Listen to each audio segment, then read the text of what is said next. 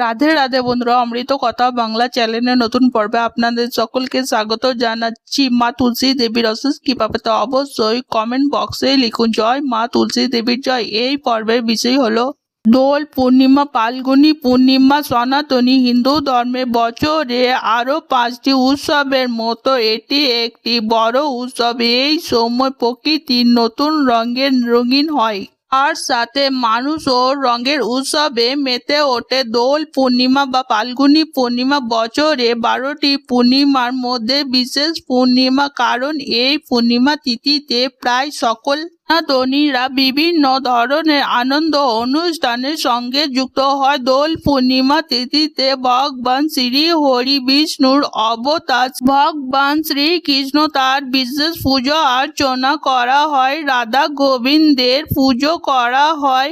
ভগবান রাধা গোবিন্দের চরণে আবির অর্পণ করা হয়। আমাদের সকলের বাড়িতেই রয়েছে তুলসী গাছ হিন্দু ধর্মে অত্যন্ত পবিত্র একটি গাছ। এই গাছ ভগবান শ্রী হরি বিষ্ণুর সঙ্গে সম্পর্কিত। বলা হয় তুলসী গাছ ছাড়া বিষ্ণু পুজো অসম্পূর্ণ থাকে। আবার ভগবান শ্রী হরি বিষ্ণুর পুজো করব দোল পূর্ণিমাতে, সেই ক্ষেত্রে মা তুলসীর পুজো হবে না, সেটা তো হয় না। তুলসী স্থান আপনার বাড়িতে যে স্থানে রয়েছে, আপনি যদি ফ্ল্যাটে থাকেন, আপনার বাড়ির উঠোনে থাকে, যেখানে আপনি তুলসী রেখে রাখুন না কেন, অবশ্যই আবির অর্পণ করবেন। আবির দিয়ে দোল পূর্ণিমাতে মা তুলসীর পুজো করবেন।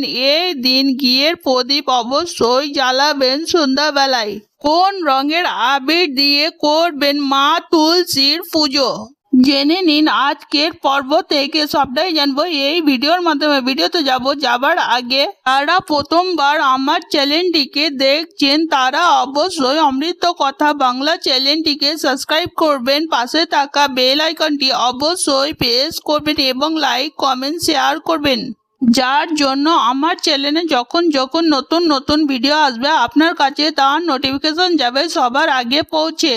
তাহলে অবশ্যই নোটিফিকেশন ঘন্টাটি বাজিয়ে দেবেন। আর দেরি না করে চলুন ভিডিওটি শুরু করা যাক। তুলসী বুধ গ্রহকে প্রতিনিধিত্ব করে। বুধ গ্রহের রং হলো সবুজ, তাই সবুজ রঙের যে কোনো সেটের আবির তুলসীর স্থানে আপনি অর্পণ করতে পারেন। অন্যদিকে যেহেতু ভগবান বিষ্ণুর সঙ্গে তুলসীর গাছ সম্পর্কিত, ভগবান বিষ্ণুর রং হলো নীল এবং শ্রীকৃষ্ণের অবতারে তিনি হলুদ রঙের বসন অর্থাৎ বস্ত্র পরিধান করে থাকেন, তাই নীল রং এবং হলুদ রং এই দুটি রঙের আবির তাকে দেওয়া যায়। এছাড়া আরো একটি রং রয়েছে যার নাম হলো গোলাপি রং। গোলাপি গোলাল বা গোলাপি আবির, এই রঙের আবিরও প্রায় সকল দেবী দেবতাকে অর্পণ করা যায় তুলসীর সঙ্গে, অর্থাৎ বুধ গ্রহকে যে প্রতিনিধিত্ব করে। বুধ গ্রহের সঙ্গে মঙ্গলের সম্পর্ক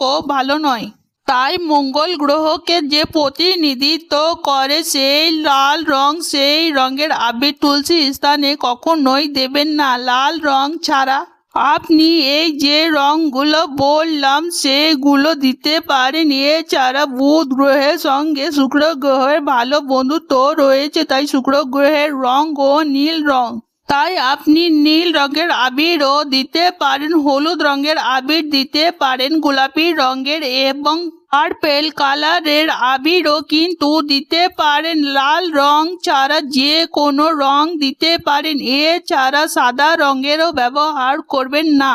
আর কালো রঙের আবিরও কিন্তু তুলসী স্থানে দেবেন না। রঙের আবির ব্যবহার করুন। আজকের পর্ব এখানেই সমাপ্ত হলো। অমৃত কথা বাংলা চ্যানেলের সঙ্গে থাকার জন্য আপনাদের অনেক ধন্যবাদ। রাধে রাধে।